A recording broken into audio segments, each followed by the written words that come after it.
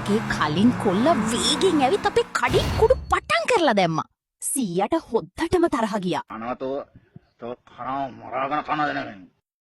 අපි කඩේ මුල්ලේ ඉඳලා හැදුවා. මගේ එක්ස් අයමත් අපේ කඩේ විනාශ කරා. අපි ඒත් සැලුනේ නෑ. අපි ආයෙමත් කඩේ හැදුවා. නංගි මගෙන් අහනවා කලින් කෙනා චෝර වුණා. අලුත් කෙනා පොර වුණා නේද අක්කී කියලා. සීයා ලෙඩ ඇඳට වැටුණා. නංගි මටයි කඩේ කරගෙන යන්න උනා. සීයා කියලා අපි කඩේට නම දැම්මා.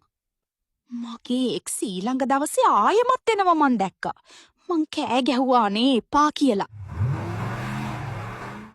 ඌ ජනේලෙන් ඔළුව දාලා කිව්වා මම ඔබට යහතින් ඉන්න දෙන්නේ නෑ කියලා. ඒක නංගිට ඇහිලා නංගි බය වුණා. මේක හරියන්නේ නෑ. මං එදා රෑම කඩේට ගිහින් යකඩ කණුවකුයි සිමෙන්ති කොට්ටියකුයි ගෙනවා. ඊට පස්සේ කොන්ක්‍රීට් දාලා වේලෙන්න තිබ්බා. කණුව කඩේ යටට හයි කරා. මේ පාරත් එක්ස් වේගෙන් ඇවිත් අපේ කඩේ හැප්පුවා.